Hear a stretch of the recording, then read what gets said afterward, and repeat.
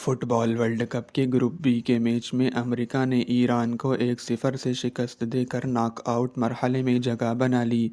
Doha میں امریکہ اور ایران کے درمیان کھیلے گئے میچ میں زیادہ تر وقت امریکی کھلاڑیوں کا گیند پر قبضہ رہا۔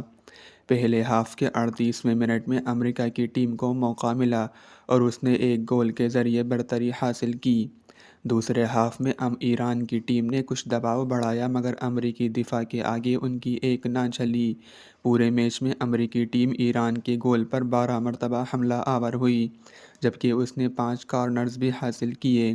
دوسری جانب ایران کی ٹیم صرف ایک کارنر حاصل کر سکی اور صرف ایک بار ہی حریف ٹیم کے گول کا نشانہ لے سکی مگر اس کو کامیابی نہیں ملی۔